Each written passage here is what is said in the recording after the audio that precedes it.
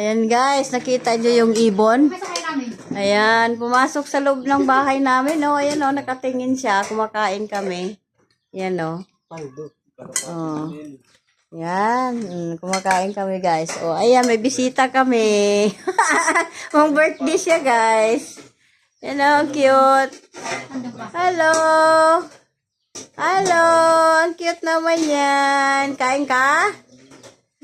Siguro kakain siya ano gusto mo? Spaghetti? Ha? Manok? Gusto mo ng spaghetti? Manok? Ha? Ang init ng bahay namin guys, pero may bisita kami. O, di ba?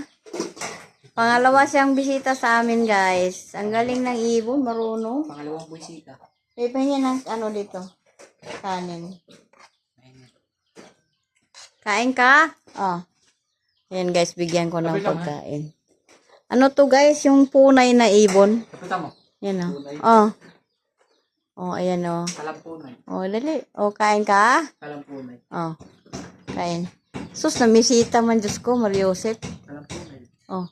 Pero sa bahay nila, hindi yan pumasok. Alaga to ng anak ko guys, oh. Oh. Oh, dali na, kain na. Oh. Sige na. Kain. Ano gusto mo? Spaghetti? Ha? Ko. Saan ba natin to ilagay para kakain ka?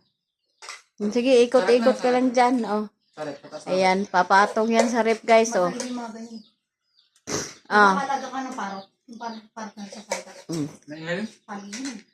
Ah, sige. Ah. Sige na, kain na. Dili.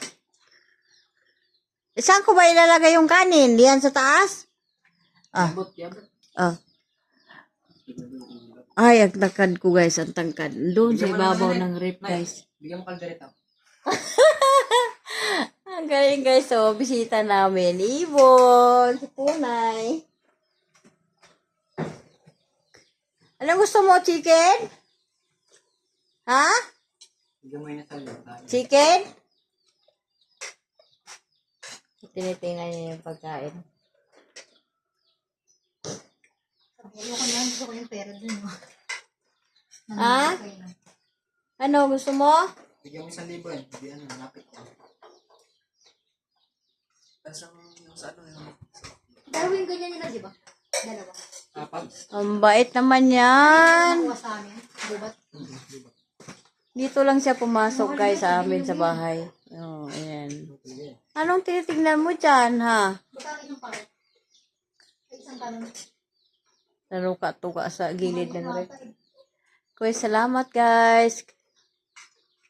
Haba ng video ko. Kalam punay.